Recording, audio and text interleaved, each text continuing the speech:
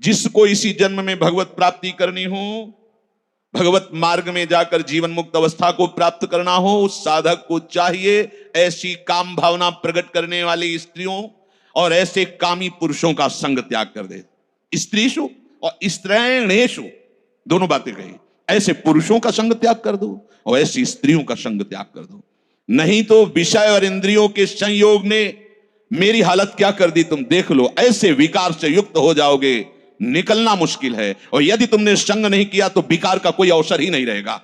नान्यथा क्षुभ्यति, फिर कभी ये क्षोभ ही नहीं होगा तुम्हारे हृदय में। क्योंकि जब हम कोई वस्तु सुनते हैं तो उसे भोगने की इच्छा होती, देखते हैं तो भोगने की इच्छा होती। अदृष्टा दश्रुता भावान न भाव उपजायते। जो हमने देखा ही नहीं है, सुना ही नहीं है, भोगा ही नहीं है, उसकी इच्छा ज्यादा दिन टिकती नहीं। ऐसी स्मृति खत्म हुई पूर्व संस्कारवश। जो विषयों के साथ इंद्रियों का संयोग ही नहीं होने देते, कुछ दिनों के बाद उनका मन निश्चल शांत हो जाता है। और जो भोगते रहते हैं तो आग बढ़ती रहती है। तस्मात् संगो न कर्तव्यः स्त्रीषु स्त्रैणेषु चेन्द्रियैः विदुषां चाप्य विश्रब्धः षड्वर्गः किमु मादृशाम्।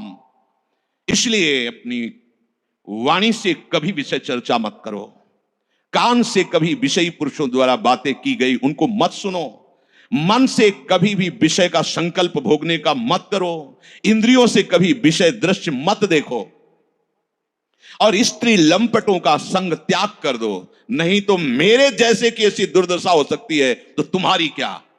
वास्तविक वो धर्मात्मा थे, वो गुण संपन्न थे, वो संयमी थे। वो कह रहे हैं मेरे जैसे की दुर्दशा हो सकती है, तुम लोगों की क्या। इसलिए बड़े बड़े विद्वानों को भी इंद्रियां और मन परास्त कर देते हैं। भगवान ने भी अभी वही कहा है, इसलिए सावधान। तो उद्धव, हम तुम्हें वो उपाय बताते हैं जिससे तुम सावधान होकर के अपनी इंद्रियों को वश में कर लोगे। ततो दुष्संग मुत्सृज्य सत्सु सज्जेत बुद्धिमान संत एतस्य छिंदंती मनोव्यासंग मुक्ति भी। भगवान कह रहे हैं उद्धव जी से। इसलिए बुद्धिमान उपासक को चाहिए कि कभी भी पुरुरवा की भांति कुसंग न करे। कुसंगी पुरुषों का और कुसंग का त्याग कर दे।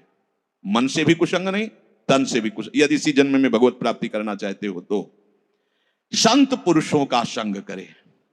संत एतस्य छिंदंती, क्योंकि संत पुरुषों में ऐसी सामर्थ्य होती है कि अपने संग से तुम्हारी इस वासना को भस्म कर देंगे, नष्ट कर देंगे। उनके सदुपदेशों में बड़ी सामर्थ्य होती है, वो मन की आसक्तियों का नाश करके अनासक्त बना देते हैं।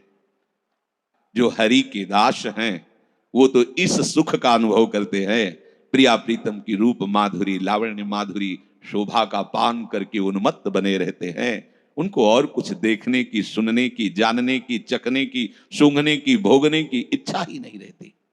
कभी कभी मन उपासकों का, अच्छे जो उपासक हैं उनका भी जाता है। तो प्रभु कह रहे हैं आसीत मत परह, मेरे परायण हो जाओ। प्रभु के परायण मात्र होने में बहुत बड़ी सामर्थ्य है। प्रभु के परायण का कल आपने चरित्र सुना महाराज महाभागवत अम्बरीश जी का, कि भगवत परायण कैसा होता है। एक एक इंद्रिय उनकी भगवत सेवा में है। प्रभु से अपनापन मान लेने में इतनी बड़ी सामर्थ्य है जो बड़े बड़े जितेंद्रियों में भी नहीं होती। जितेंद्रियों में तो जितेंद्रियता का कहीं ना कहीं भाव रहता है, लेकिन जो भगवत परायण होता है उसमें ये भी भाव नहीं होता। सामर्थ्य देखी गई भगवत भक्तों की। श्री अर्जुन जी जब दिव्यास्त्र प्राप्ति के लिए स्वर्ग लोक की यात्रा की तो देवराज इंद्र ने उन्हें अपने सिंहासन पर, आधे सिंहासन पर बैठाला।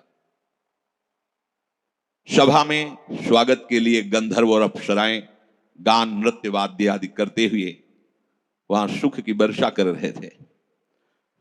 समस्त अप्सराओं में श्रेष्ठ उर्वशी जी, जो भगवान नारायण की जंघा से जिनका प्रादुर्भाव हुआ है, वो अब स्वर्ग की शोभा है। उनसे बढ़कर कोई सुंदर नहीं है, क्योंकि और अप्सराएं ब्रह्मा जी के द्वारा रची हुई हैं और उर्वशी जी स्वयं भगवान नारायण की